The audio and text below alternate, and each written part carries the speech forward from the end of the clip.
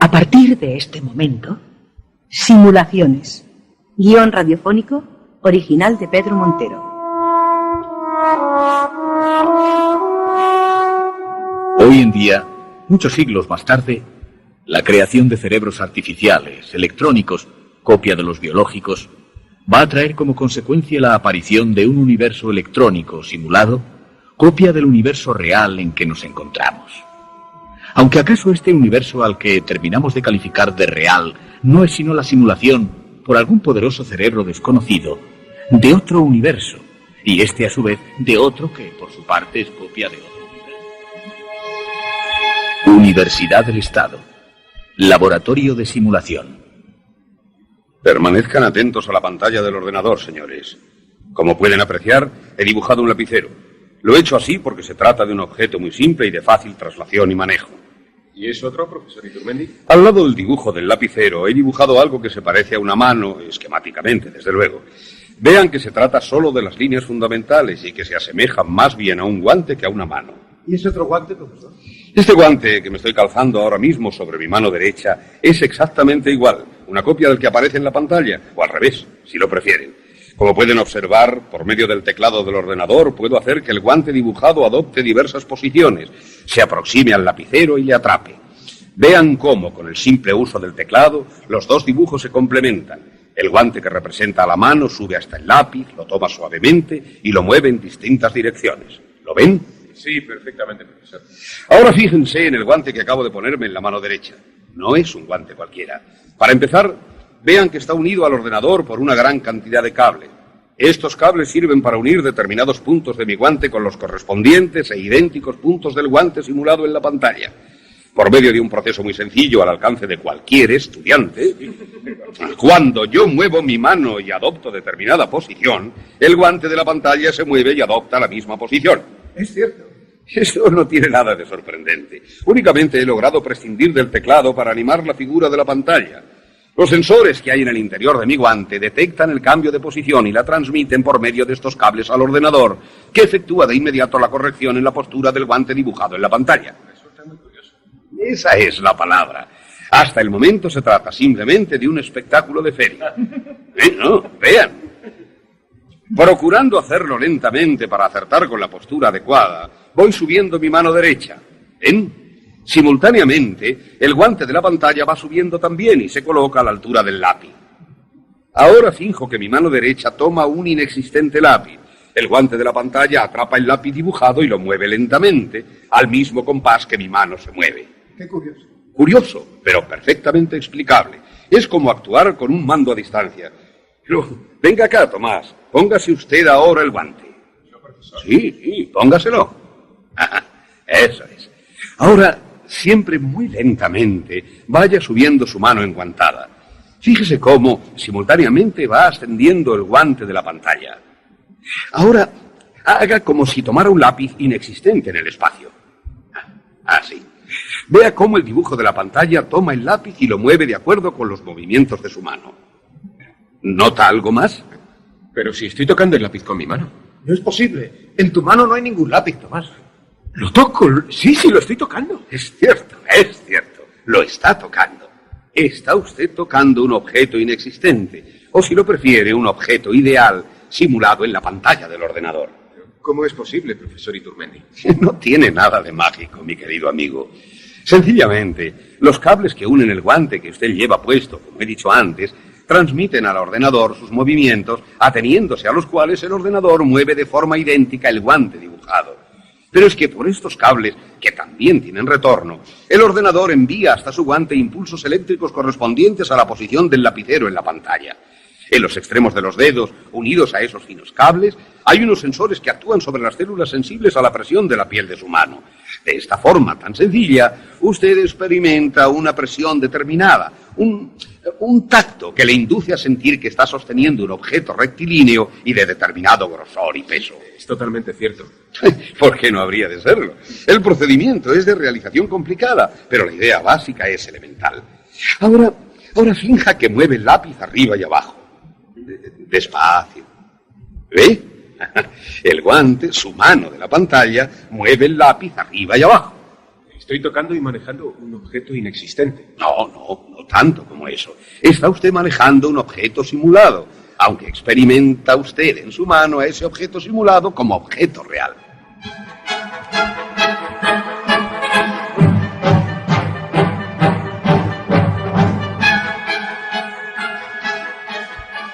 Escuela de Pilotos del Ejército del Aire, algunos años después. Caballeros, voy a ser breve en mis palabras. Bien, en primer lugar tengo el gusto de presentarles al profesor Iturmendi, uno de los mayores expertos del mundo en simulación mediante ordenador. Las fuerzas aéreas, en su afán por garantizar en todo lo posible la seguridad de sus pilotos de combate, se pusieron en contacto con el profesor Iturmendi para encargarle la realización del más perfecto simulador de vuelo jamás realizado. ¿Lo tienen ustedes? Ahí delante. El profesor Iturmendi va a explicarles algunas de las características de ese nuevo simulador. Profesor, cuando guste. Gracias, coronel. Señores, este simulador es en esencia igual a cualquier otro. Su misión consiste en facilitar el entrenamiento de los pilotos y simular unas condiciones lo más parecidas posible a la aproximación a un aeropuerto o cualquier otra situación que pueda producirse y ser experimentada en la carlinga de un avión. La diferencia estriba en que a este artefacto he aplicado las últimas técnicas descubiertas por mí o por otros ilustres colegas míos. Todo funciona mediante sofisticados ordenadores y a la simulación visual se han aplicado los últimos descubrimientos en materia de holografía. La holografía, como ustedes saben, es una técnica posible gracias al láser que da como resultado reproducciones de objetos en 3 dimensiones de características tan reales que no puede decirse que se trate de una fotografía, sino de una imagen exactamente igual al objeto fotografiado. La única diferencia es que al intentar tocarla, naturalmente, nuestra mano no toca ninguna superficie, sino que se hunde en el vacío.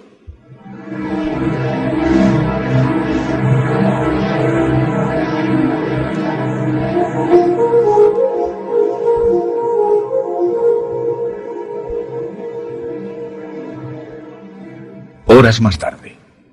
¿Está usted dispuesto, comandante? Sí, señor. Entre en el simulador, entonces. Cierren la puerta. ¿Se ha instalado ya? ¿Todo listo, comandante? Listo. Despegue.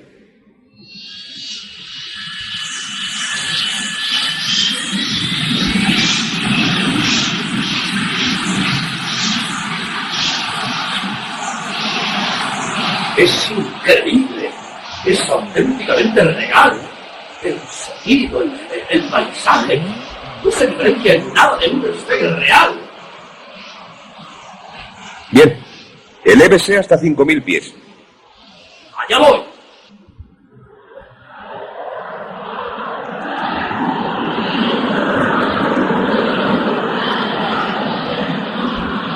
¿Cómo va todo? Perfectamente, coronel. Puedo ver el paisaje tal como lo vería en la realidad. Hasta las nubes parece que van a entrar en la carlinga. Es fantástico. Efectúe un picado. A sus órdenes.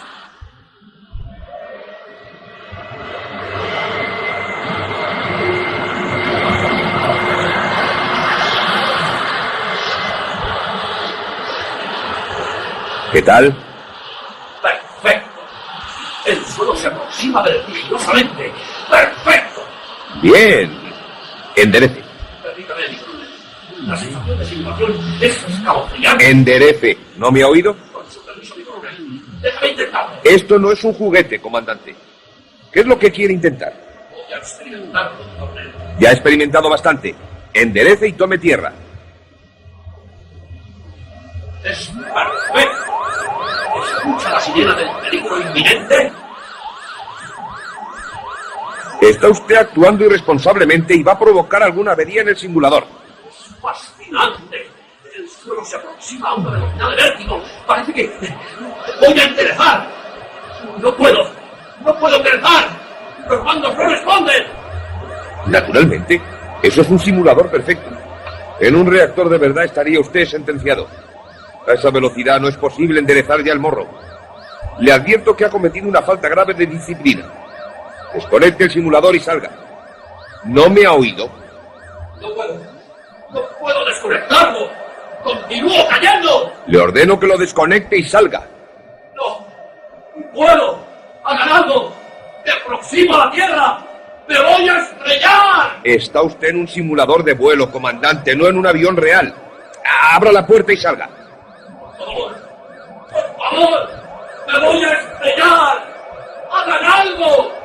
¡Hagan algo! Sargento, abra la puerta del simulador. El comandante ha perdido la calma. No puedo, señor. No se puede abrir. ¿Cómo que no se puede? Vamos, entre los dos. Parece que está atascada. Comandante, inténtelo usted desde dentro. ¡Abra! ¡No puedo ir! ¡Me voy a estrellar contra el suelo! ¡Desconéctenlo! ¡Hagan algo! Bueno, esto es absurdo. Esperaremos a que termine la secuencia. Tranquilícese, comandante. No se ponga histérico. ¡Me voy a estrellar!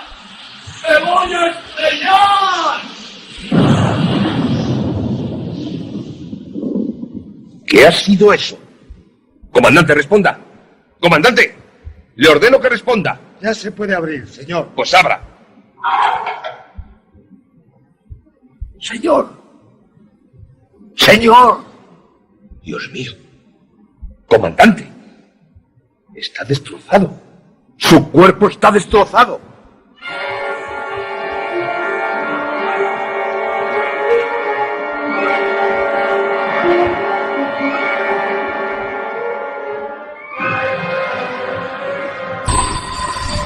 Debía de ser más de medianoche cuando sonó el teléfono.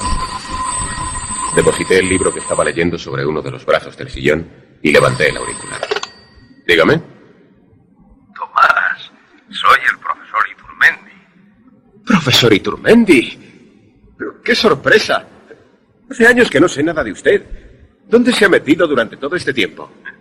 Muy cerca de donde vive usted. Durante estos casi 7 años he continuado viviendo en la vieja casa de la colina. ¿Ahí? ¿A 10 minutos en coche? No es posible. He pasado muchas veces cerca de la casa de la colina y creí que estaba deshabitada. ¿Cómo no se le ha ocurrido visitarme, telefonear por lo menos durante todo este tiempo? Estoy llamándole ahora. ¿Sabe usted que el fallecimiento de mi esposa me afectó profundamente? En semejante estado no hubiera sido compañía agradable para nadie. He preferido vivir alejado de todo hasta superar la desaparición de Estrella. Comprendo, pero seguramente hubiera olvidado más fácilmente viviendo en sociedad, no apartándose de sus amigos. No he dicho que haya olvidado, Tomás. Nunca podré olvidar a Estrella. Pero sí he superado su desaparición. En cierto modo, por lo menos. En todo caso, me alegra oír nuevamente su voz. Espero que de ahora en adelante se deje usted ver y ponga fin a estos años de enclaustramiento. ¿A qué se ha dedicado? ¿Ha continuado investigando? Le he llamado porque creo que es usted la primera persona, quizás la única, a la que debo hacer partícipe de... Es preferible que nos veamos y hablemos de todo ello, ¿no le parece? Iba a responder afirmativamente y ya me disponía a buscar un hueco en mis actividades para fijar una cita cuando el profesor Iturmendi me preguntó a bocajarro. ¿Podría usted venir a la casa de la colina esta noche? ¿Esta noche? ¿Ahora? Sí. Me alegra mucho que tras tantos años reanudemos nuestros contactos, pero ¿no resultaría preferible vernos mañana u otro día? Son más de las 12 de la noche y creo que está empezando a llover. Se lo ruego. Usted mismo ha dicho que son 10 minutos en coche. Le aseguro que se trata de algo muy importante. De lo contrario, no insistiría de este modo. Pero, profesor, inicié una protesta que sabía ineficaz de antemano. Conocía perfectamente la testarudez del profesor Iturmendi. Había sido mi maestro durante tantos años que de nada serviría poner excusas. Precisamente por conocerlo también, estaba seguro de que si reclamaba mi presencia no era debido a ningún motivo fútil. Aunque, por otra parte, mi conocimiento acerca de su personalidad debía de tener alguna falla. De lo contrario, hubiera supuesto que continuaba viviendo todavía en el viejo caserón de la colina. Apenas inicié el breve recorrido que separaba mi casa de la vivienda del profesor Iturmendi, comenzaron a caer las primeras gotas de lo que con gran rapidez se convirtió en un intenso aguacero. Un repentino relámpago fue el anuncio de que el temporal se intensificaba por momentos. Cuando descendí del coche lo más cerca posible del gran portón de la casa, La tormenta se encontraba en todo su apogeo.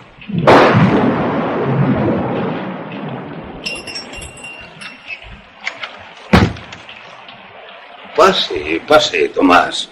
Se ha puesto una noche de perros. Encantado de volver a verle, profesor. Han sido casi 7 años. Oh, cerca de 8, Tomás. Pasemos a esta salita. Siéntese. ¿Un brandy? Creo que sí, gracias. El profesor buscó una botella y una copa y me sirvió. Su actitud era la misma que si hubiéramos reanudado un contacto mantenido la víspera de aquella misma noche. Consideré que aquella forma de actuar era debida a que su mente se hallaba concentrada en la resolución de algún arduo problema de física teórica o de ingeniería electrónica. ¿Sabe usted lo que es una fotografía? Naturalmente, profesor, se trata de la representación de un objeto. Lo que nos lleva al cinematógrafo, que es la proyección sucesiva de imágenes también sucesivas sobre una pantalla y que proporcionan la ilusión de movimiento. Por supuesto. Naturalmente conocía usted también mis trabajos sobre holografía, iniciados en la facultad antes de que usted ingresara en ella. Claro, profesor. Sabe usted perfectamente que la holografía es la representación fotográfica, merced al láser, de un objeto en 3 dimensiones. Se trata de crear réplicas idénticas al original que parecen desprenderse de la placa sobre la cual se encuentran las ondas de interferencia que dan lugar a esa representación. Vea. El profesor Iturmendi mitigó la luz ambiental y oprimió un interruptor. Inmediatamente apareció ante mis ojos, sobre una peana antes vacía, un magnífico jarrón de cristal. Supuse al instante que se trataba de una representación holográfica. En efecto, se trata de la representación tridimensional de un objeto real. Podemos rodearlo y contemplarlo bajo cualquier ángulo. Es perfecto. Pero, lógicamente, al intentar tocarlo, nuestra mano se hunde en el vacío. Hasta aquí no he inventado nada nuevo, Tomás. Mi única aportación ha sido prescindir de una pantalla sobre la cual se plasma la figura. Y he de decir que no se trata de una aportación banal. Me ha costado años de esfuerzo y de experimentación. Es decir, que la placa holográfica... La placa sobre la que se encuentran las interferencias de onda, la fotografía, como si dijéramos, está aquí debajo. Vea, vea. Lo que produce el efecto de que el jarrón se proyecta en el aire y no puede distinguirse de cualquier otro objeto de verdad es este haz de luz invisible. Estos 2 haces que se cruzan. La placa holográfica no se proyecta en el aire como podría parecer a simple vista. Se proyecta sobre la pantalla formada por el choque de la luz de longitud de onda invisible para el ojo humano. Lo que a efectos prácticos es lo mismo que si el objeto se proyectara en el aire. Pero el efecto de realismo es absoluto. Solo falta poder tocarlo. Mi mano se extendió nuevamente hacia el asa del jarrón y penetró dentro de la representación sin poder asir otra cosa que el aire. Sí. Solo falta poder tocarlo. ¿Y acaso ha conseguido usted también?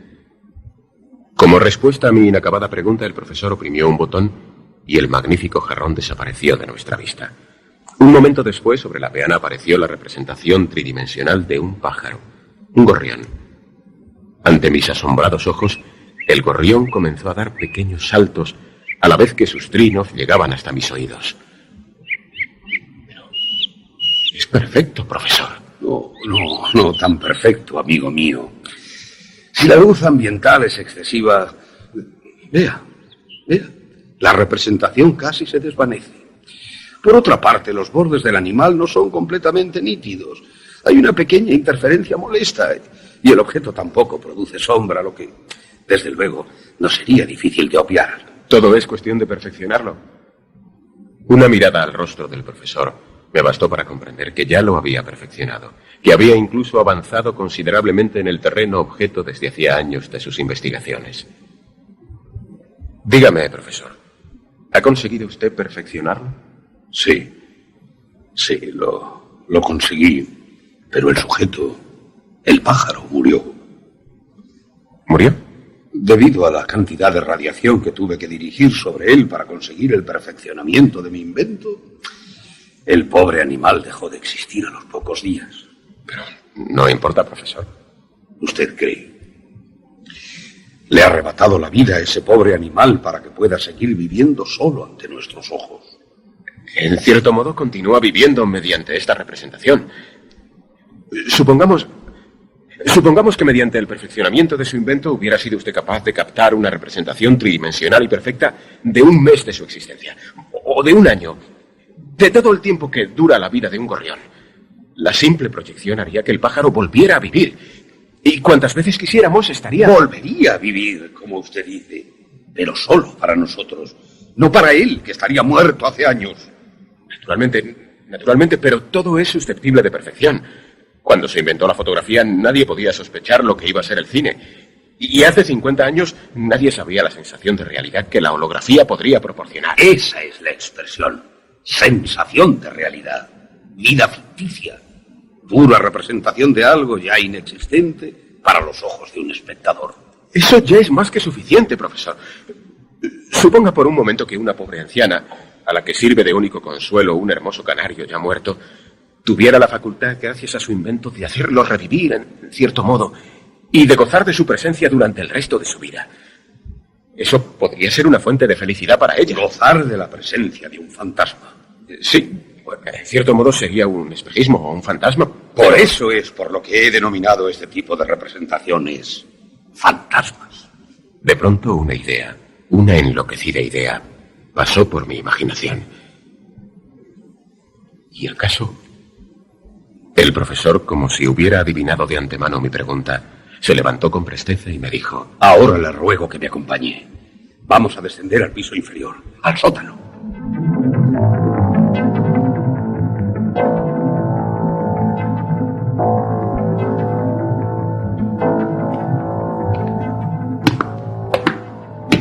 Tenga cuidado en no tropezar, amigo mío. Estas escaleras están llenas de humedad. Gracias, profesor. ¿A dónde conducen? A mi laboratorio, entre otras estancias.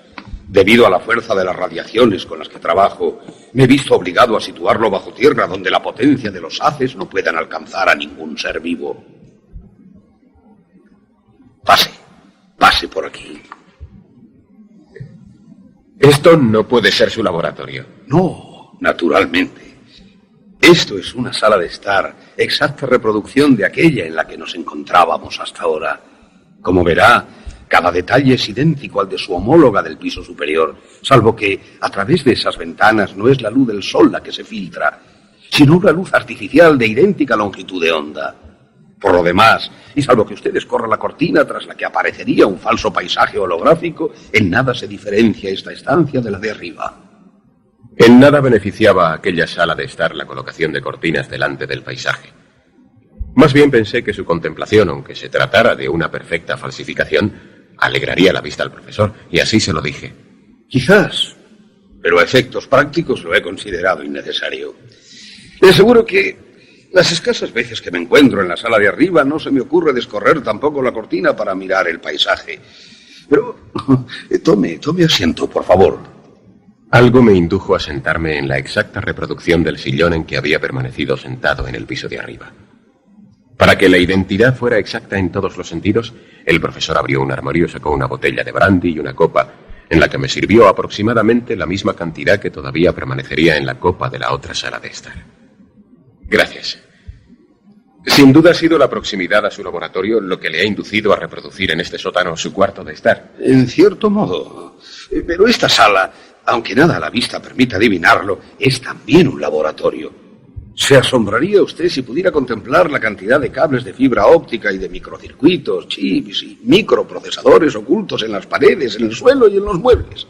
El laboratorio tradicional, diríamos, se halla del otro lado de esa pared, que a fin de proteger esta estancia de las radiaciones es de plomo macizo. Dicho lo cual, el profesor permaneció en silencio como a la espera de mis preguntas. De modo que aquí también, sobre esa peana, puede usted reproducir la experiencia del pajarillo. Por supuesto. Véalo. El profesor oprimió un interruptor que hizo disminuir la luz en la estancia. Seguidamente tocó otro pulsador y la perfecta imagen tridimensional del pájaro apareció sobre la peana. Los movimientos y saltos del pájaro eran ahora distintos, más lentos, y su aspecto denotaba que había dejado de ser casi una cría para convertirse en un ejemplar adulto. Creí entender que el pájaro había muerto tras la primera experiencia. En efecto, así fue. Debe de tratarse entonces de otro gorrión más viejo. Es el mismo, amigo mío. No lo entiendo. Casi diría que esta, a pesar de ser la parte más espectacular de mi experiencia, es la más sencilla. Se trata del mismo pájaro cuya imagen, mediante un proceso electrónico, ha sido sometida a un envejecimiento artificial. Podríamos decir que este proceso, dirigido mediante un ordenador, es semejante a una sesión de maquillaje donde se le pintan arrugas a un actor y se le tiñe el pelo para que represente 20 años más. Se trata, con toda la simplificación que esta apresurada explicación requiere, de pintar sobre la imagen del pájaro arrugas y canas que lo hagan más viejo. Es decir, que se trata del mismo gorrión con algunos meses más. Solo aproximadamente. A estas alturas del experimento, solo era posible dar una imagen aleatoria de lo que el pájaro podría ser al cabo de algunos meses más de vida. No sabemos cómo habría sido el pájaro con algunos meses más, entre otras cosas, porque murió. Pero esta imagen puede resultar convincente. ¿Por qué no habría de ser así? Hay pintores, verdaderos artistas que saben envejecer perfectamente sus falsificaciones para que parezcan pertenecer a un determinado siglo. Yo, en cierto modo, también soy un falsificador hacia el futuro, en lugar de hacia el pasado. El profesor, suponiendo sin duda que lo necesitaba, volvió a llenarme la copa de brandy. Ahora voy a mostrarle aquello para lo que le he reclamado con tanta urgencia. Y con un gesto me invitó a que aproximara la copa a mis labios. No bien lo hube hecho, se abrió la puerta. No aquella por la que habíamos entrado, sino una metálica y muy pesada, disimulada en la pared y que debía de dar al laboratorio. En el umbral apareció Estrella, la esposa del profesor, fallecida cerca de 8 años atrás. Estrella avanzó lentamente en la dirección en que nos encontrábamos. En sus labios se dibujó una ligera sonrisa. Sus hermosos ojos me miraban fijamente. Cuando llegó a la altura donde me encontraba, se detuvo. Y tras mirar ligeramente a su esposo, me dijo: Buenas noches, Tomás.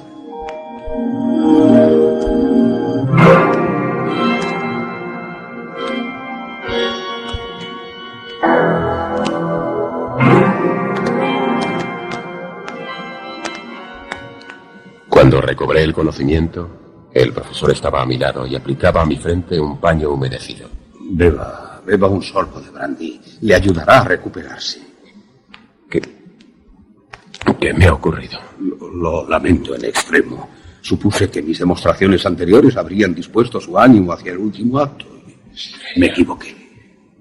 Estrella.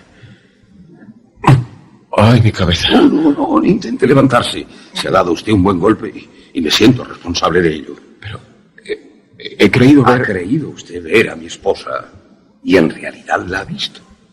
Ha visto su fantasma. Pero, explícame, quiero saber... Creo que han sido demasiadas emociones para una sola noche. Ahora debe retirarse a descansar y mañana vuelva a visitarme. Estaré dispuesto a contestar a todas sus preguntas. Estrella. Mientras conducía hacia mi casa intentaba evocar la imagen que acababa de contemplar. Y no podía dar crédito a mi imaginación. Ante mis ojos había aparecido, tan hermosa como hacía casi 8 años, la mujer a la que más había amado. Estrella, la joven esposa de mi maestro, el profesor Iturmendi. Durante mi estancia en la universidad frecuenté la casa del profesor Iturmendi, mi maestro. Durante mis frecuentes visitas algo fue naciendo entre Estrella y yo. Algo que al cabo de algunas semanas se reveló como una pasión intensa e inacabable.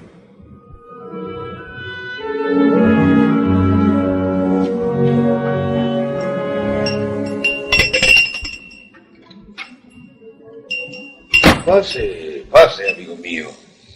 Veo que conserva usted la huella del golpe de anoche. Siéntese, se lo ruego. ¿Un brandy? Sí, por favor. Habrá supuesto usted que lo que anoche le mostré no fue sino lo que yo denomino un fantasma. El fantasma de mi esposa Estrella. Parecía real. Era tan...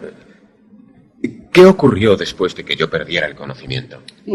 Poca cosa. Me bastó con oprimir un botón para que la ilusión se desvaneciera. Hoy, si se encuentra usted con fuerzas, me gustaría avanzar un paso más en mi demostración. Antes de que la inicie, debo pedirle que no deje de considerar ni un solo momento que todo lo que está viviendo es producto de la técnica. Una especie de película muy perfeccionada, en la que el protagonista tuviera la facultad de vivir entre nosotros y a nuestro alrededor. Aunque debería decir mejor que somos nosotros los que poseemos esa facultad, no el protagonista. Un fantasma. Solamente eso. Un espejismo producido por la técnica. Un fantasma, en efecto. Mientras descendíamos hacia la otra sala de estar, reflejo, fantasma, debería mejor decir, de la primera, sentí que se iba desvaneciendo mi deseo de conocer los mecanismos técnicos de que se había valido el profesor para tan increíble experimento. Mi único anhelo se resumía en tener de nuevo ante mis ojos la vivísima imagen de Estrella. Siéntese, por favor. Gracias, profesor. No. Ahí no. Siéntese en la misma butaca que ocupaba arriba. ¿Es imprescindible para la buena marcha del experimento? Oh, naturalmente que no. Repuso el profesor, a la vez que me servía una copa de brandy y la situaba exactamente en la misma posición que ocupara la que me ofreció en la sala de arriba. Así como es posible captar la imagen de algo, de alguien, y proyectarla después sobre una pantalla, es posible también, al menos para mí lo ha sido, captar esa imagen y proyectarla no en una pantalla, sino a nuestro alrededor, formando parte de nuestro entorno. Usted debió tomar como modelo para la creación de su fantasma, como usted lo llama, a la propia Estrella, lo mismo que hizo con el pájaro. Cierto. Pero el pájaro murió a causa del experimento. Ayer mismo se mostraba usted entusiasmado ante la idea de que, merced a mi invención, ese pájaro, al menos para nosotros o para su hipotética dueña, continuara en cierto modo viviendo tras su muerte. Sabiendo usted que la dosis de radiación que acarreaba el experimento era mortal, ¿no tuvo inconveniente en someter a su esposa a una experiencia similar? Podría manifestar en mi descargo, suponiendo que tal cosa fuera necesaria, que la dosis de radiación podría resultar mortal para un pájaro, pero no para una persona. Pero no lo haré. Estrella, amigo mío, estaba ya sentenciada a muerte por una terrible enfermedad cuando accedió a someterse a mi experimento.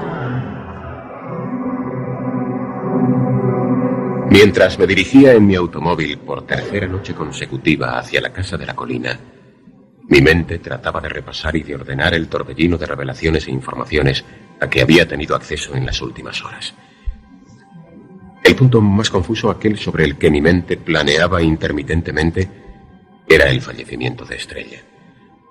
El profesor Iturmendi había asegurado que la dosis de radiación necesaria para la creación de un fantasma había resultado mortal para el gorrión, pero no para una persona adulta.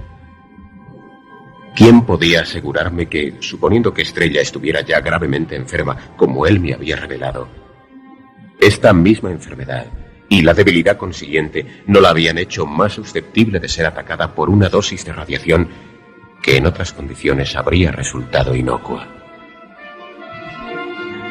Vea, este es el plano de lo que oculta esta sala de estar. Como puede comprobar, se trata de un auténtico laboratorio. Aquí, solo aquí, es posible recrear la imagen fantasmal de Estrella. Toda la información acerca del sujeto de mi difunta esposa, en este caso, se halla almacenada en el laboratorio adjunto. Los ingenios que aparecen ocultos bajo el suelo y las paredes son meros conductores, explicitadores, diría, de esa información. Hablando en términos de ordenador tradicional, toda esta habitación sería la pantalla sobre la cual se exhibe el software, procesado a cada instante por el hardware que tiene su sede en el laboratorio vecino. Comprendo. Estamos dentro del ordenador. En cierto modo. Supongo entonces que el perfeccionamiento de la representación, llamémoslo así, dependerá del avance en la complejidad y la finez de los algoritmos y fórmulas. En efecto.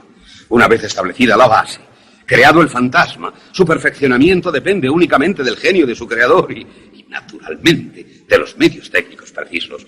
Hace 9 años pude crear el fantasma básico del pájaro que usted ya ha visto. Vea a lo que he podido llegar casi 10 años más tarde. En efecto, de idéntico modo que la vez anterior, se abrió la puerta que daba al laboratorio y apareció Estrella. Me resulta difícil decir el fantasma de Estrella. Tal era la perfección a la que el profesor, por medio de los ingenios por él creados, había llegado. Mientras yo permanecía con mis dedos engrafiados sobre el cuero de los brazos del sillón, Estrella entró en la estancia y cerró la puerta. Después se aproximó a donde nos encontrábamos y, sonrientes, sus labios se abrieron para saludarnos. Buenas noches. Buenas noches, Tomás. Buenas noches, cariño. Como yo permaneciera mudo, Estrella se volvió hacia mí con cierto ingenuo reproche dibujado en su rostro. ¿No va a responder a mi saludo, Tomás? Buenas noches. ¿Quieres sentarte un momento con nosotros, Estrella? Solo un momento. Estrella se dirigió hacia otro sillón vecino. No. Ay, no, querida. En esa silla.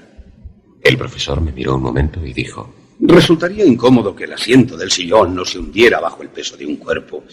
Por eso procuro que se siente en sillas de madera. Me alegra verlo de nuevo, Tomás. Si no me equivoco, esta es la tercera noche que viene a visitarnos. Responda, Tomás. Me resulta muy difícil. Responda. Sí, es la tercera noche. Yo... Sin dejar de mirarme, como si permaneciera pendiente de la terminación de mi frase, Estrella se levantó. Si me disculpan, creo que debo retirarme. Ustedes tendrán que hablar. Buenas noches. Buenas noches, Tomás. Estrella sonrió un momento al profesor y se encaminó hacia la puerta disimulada en el muro, que se abrió. Un momento después, la puerta volvía a cerrarse tras ella.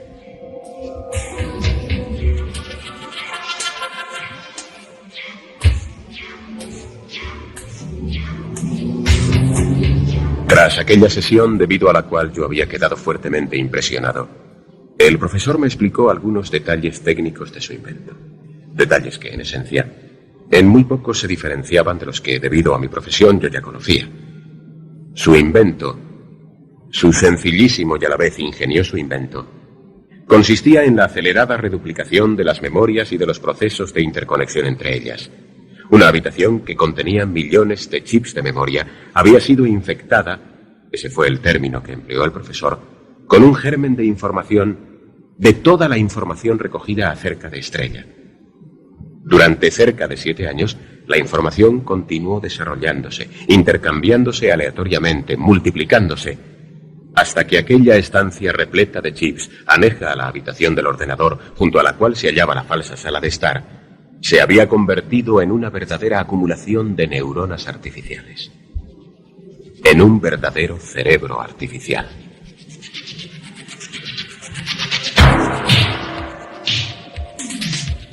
Durante años estuve introduciendo en la memoria todos los datos que pude recoger acerca del aspecto físico y espiritual de mi esposa. Usted sabe que, en esencia, todo puede reducirse a un sí o a un no, a un estado o a la ausencia de estado.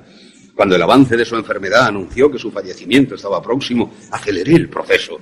De esta forma, y solo en cierto modo, Estrella y todo lo que ella era se encuentra condensado en esas memorias. He de confesar que, más que el afán de notoriedad científica, nadie, salvo usted, conoce hasta dónde he llegado en mis investigaciones. Me movió el amor hacia mi esposa. Deseaba usted retenerla para siempre a su lado. Vencer a la muerte, en cierto modo. Solo en cierto modo. Y únicamente en esta sala de estar. Le he llamado y le he hecho partícipe de mis experiencias porque he llegado el momento de que no me es posible continuar por mí mismo. Necesito el concurso de alguien.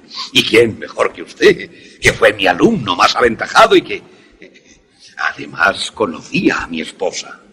No comprendo cuál puede ser mi aportación a su experiencia, profesor. Una aportación, mi querido amigo, absolutamente fundamental.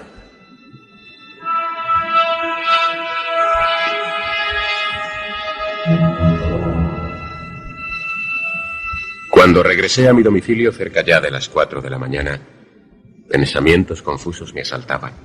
El profesor, alegando lo avanzado de la hora y la necesidad de poner a punto algunos detalles, había rehusado revelarme cuál iba a ser mi aportación al experimento. En mi fuero interno, creo que yo pensaba que el profesor había ocupado, en cierto modo, el lugar de Dios, Era el creador de un universo simulado, o por lo menos de una parcela de ese universo. Pero ¿quién dijo que en un grano de arena está contenido el universo entero? Por otra parte, la presencia vivísima de Estrella había hecho renacer en mí su amor. Enamorado de un fantasma, pero enamorado.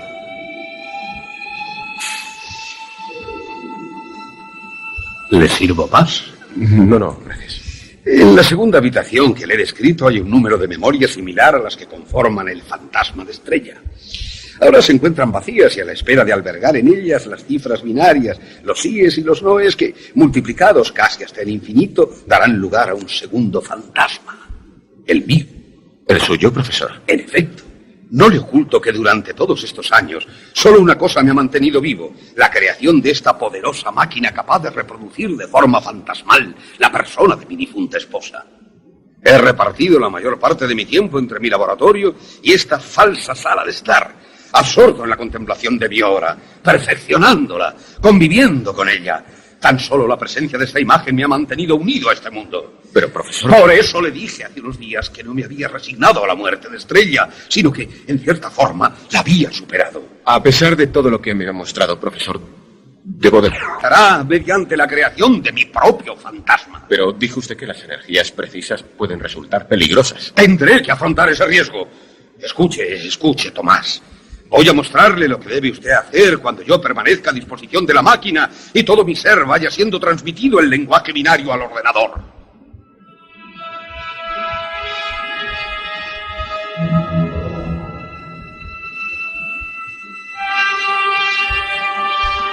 Vea, estos son los controles cuyo manejo conoce ya.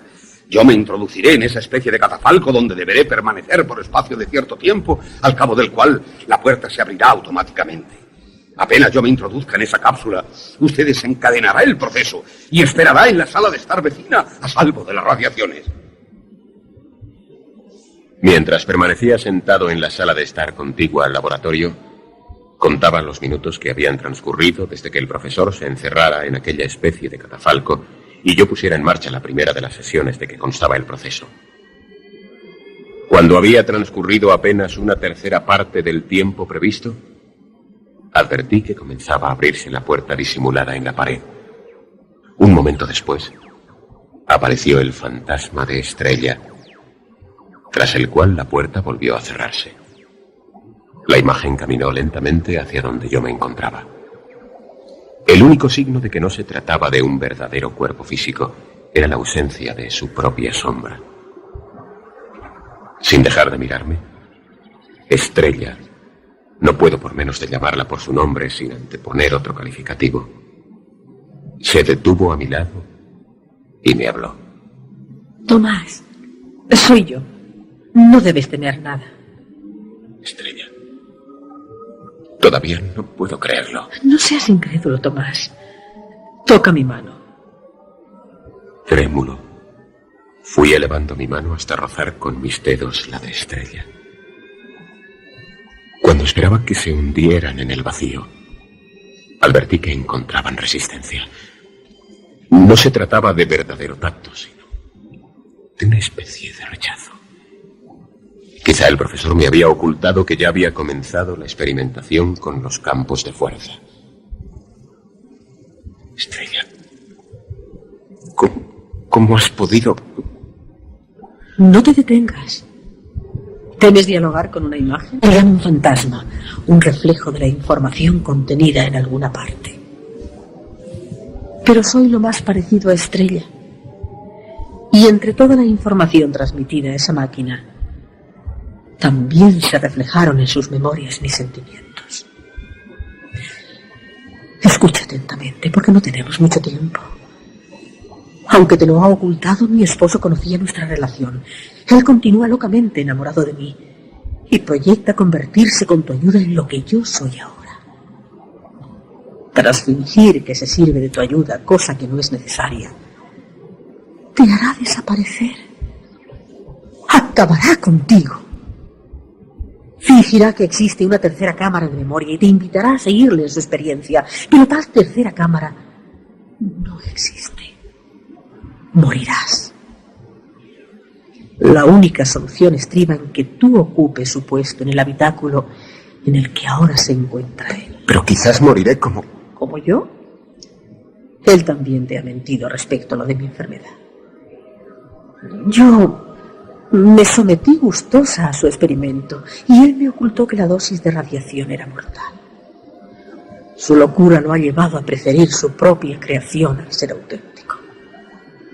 Se cree Dios. Sé que ahora parezco una ilusión, pero soy en todo similar a Estrella. ¿Qué importa que mi cuerpo esté muerto? Continúo queriéndote, Tomás. Cruza a este lado del espejo. Es la única forma de que sigamos amándonos. Tras la desaparición de Estrella, permanecí completamente trastornado y en un mar de dudas. Resultaba posible que su fantasma hubiera llegado a tal grado de perfección como para independizarse, bien que por breve espacio de tiempo, de la máquina que lo producía. Era posible que el profesor conociera mi antigua relación con su esposa y maquinara algo contra mí. ¿Acaso, de alguna forma que yo ignoraba y sospechando algo, había sido el propio profesor quien, programándolo de antemano, había enviado a mí el fantasma de Estrella para tenderme una trampa y extraer la verdad mediante una mentira? Y por último, ¿resultaría posible una unión definitiva con Estrella en aquel reino de la imagen al que ella ahora pertenecía? Supongo que Jan no precisa de mis servicios. Una vez desencadenado el proceso, todo es automático, y usted puede entrar por sus propios medios en la cápsula para la sesión definitiva. Cierto. ¿Podría, entonces, marcharme? Marcharse. No desea ver concluida la experiencia. Una vez terminada, podríamos cambiar impresiones sobre ella y examinar con detalle mi propia imagen. Si le agrada, podemos realizar también su propio fantasma. Existe una tercera cámara de memoria. Se lo agradezco, pero creo que ahora debo marcharme. Como desee. El profesor me siguió hasta el piso superior. Podía oír sus pisadas detrás de mí. Cuando intenté abrir la puerta de la casa, comprobé que alguien había echado la llave. ¿Tiene la bondad de abrir la puerta, profesor? Lo lamento, pero no entra en mis planes. ¿Cómo dice? El profesor adelantó su mano derecha, que había mantenido a su espalda, y me apuntó con un revólver. En efecto, amigo mío, no existe una tercera cámara de memoria. Lo ha adivinado usted. Y también he adivinado que usted estaba enterado de mis relaciones con su esposa. Veo que he calibrado mal su sagacidad. Pero usted tampoco ha sido muy previsor. Jamás saldrá de esta casa. Voy a matarle por lo que hizo y seguidamente me someteré a la segunda parte del proceso y viviré eternamente al lado de mi esposa. ¿Está usted loco? Puede ser. Ahora le ruego que vuelva a bajar delante de mí. Golpeé con fuerza la mano en que llevaba la pistola, pero no logré que la soltara. Mi único recurso fue aprovechar su desconcierto inicial y entrar rápidamente en aquella antesala del laboratorio. Acto seguido, corrí velozmente los cerrojos de la puerta. ¡Ábrela! ¡Abre inmediatamente esa puerta! ¡Es inútil que se haya entrado allí! Ahora sabía que yo mismo podía preparar la secuencia. El único objetivo del profesor al solicitar mi ayuda había sido retenerme allí para acabar conmigo.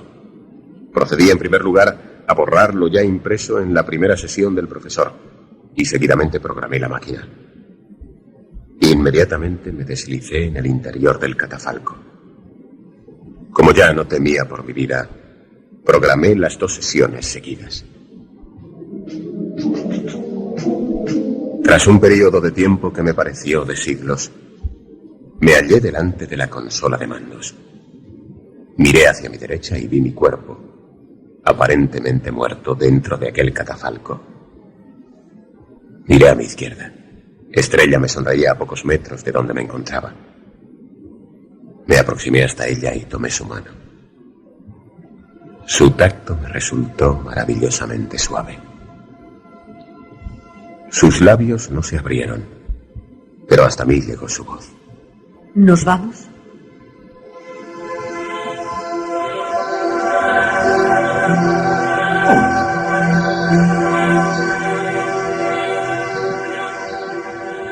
Estrella puso un pie en el alféizar de la ventana y después, dando un salto, penetró en el paisaje artificial.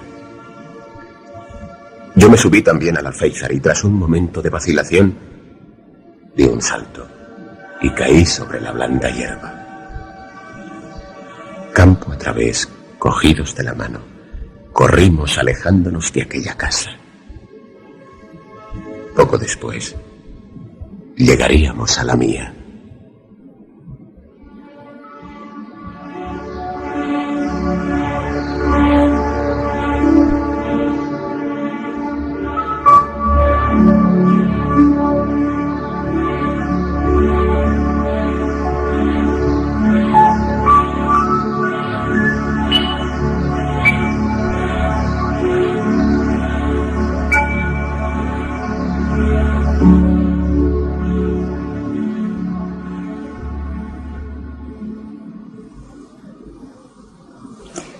Han escuchado ustedes Simulaciones, guión radiofónico original de Pedro Montero.